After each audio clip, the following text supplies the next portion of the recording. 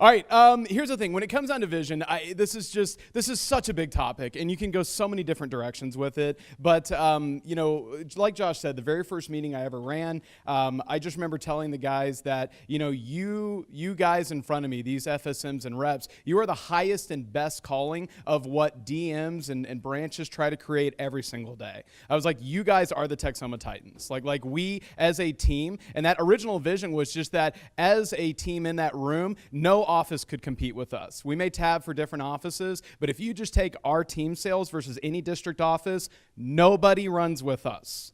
Nobody runs with us. And that was kind of that original vision. And it wasn't super clear, but it was something that it was talking long term. And I think if you wanted to take one theme away about vision that you've heard all the speakers reference, it's vision is about long term.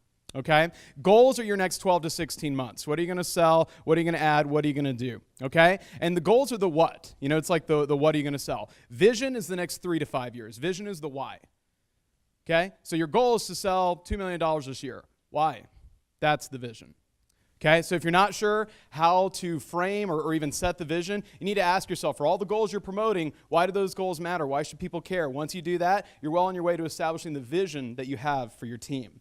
The best advice I ever got on this was, I don't know, a year and a half ago, maybe 2 years ago, Josh Muller, and he always is great to credit whoever originally said it, but I heard it from him, so to me it's always Josh Muller, okay?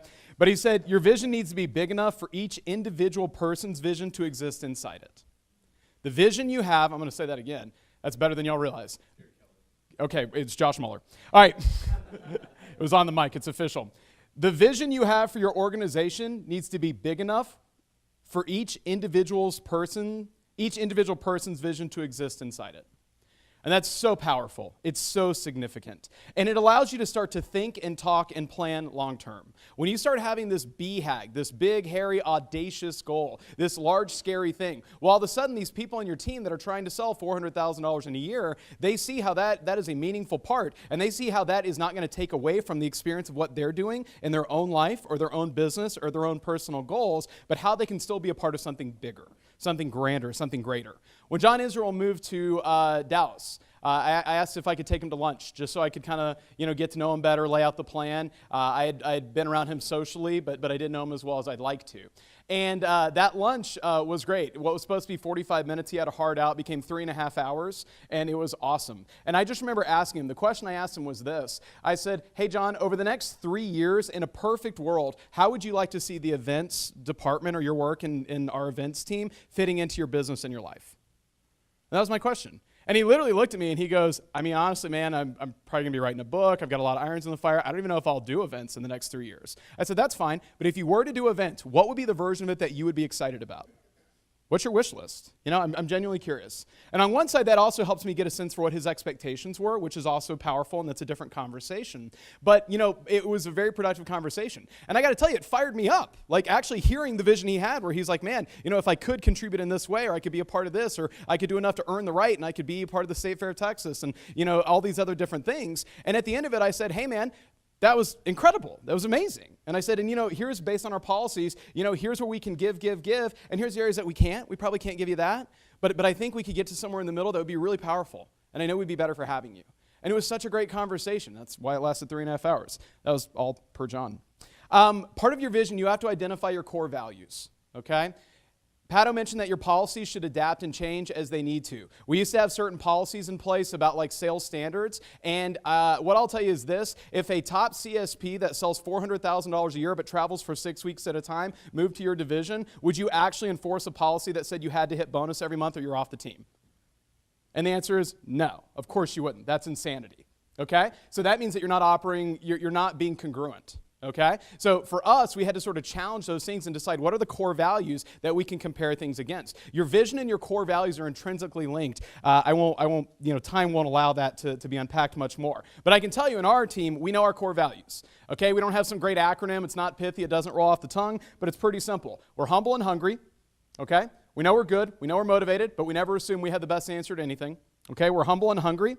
We believe a rising tide raises all ships. We don't think one person's success comes at our expense. Okay? By the way, I hope every team in this room does $3 million next year. And if you do, we're going to do 4. But your success will not negatively impact ours. We want everyone to do well here. And the last thing is inclusiveness. And that comes from our division manager. God bless our division manager. There aren't that many division managers. And you know what? No. I have my division managers here. God bless our CSPs, okay? God bless our CSPs. There aren't that many that would allow a district manager to come into this space because every one of their CSPs knows they're a better rep than I am. And by the way, I know it too. I'm good. I'm not as good as you guys are. Okay? But because we have this inclusiveness as a priority, we have room for everyone. And by the way, that's why sometimes people poke at us that we when we get an award, we bring Curtis on stage. You know why? Because Curtis is a mentor, he's an advisor, he's a sounding block to us. We invite him to come and work at the State Fair of Texas. He earns that right, and we're better for him. And we do that with Luke, we do that with many people, we do that with Josh. We've done that with Pato. And we're not threatened by that. We're better because of that. Inclusiveness is important to us. It's one of our core values. Okay? Guys, the last thing is this, the B hack. Josh already kind of referenced this, but I think it's the only time I've ever even shocked Josh Mueller, because this was a year ago when I said, he said, what's the vision? And I said, oh man, I see it as clear as day. It's $3 million. And we were coming off a year that we had done 1.6 million or 1.7. And so to say, yeah, we're going to do 3 million in a few years, but I saw it clear as day, and I see it just as clearly now.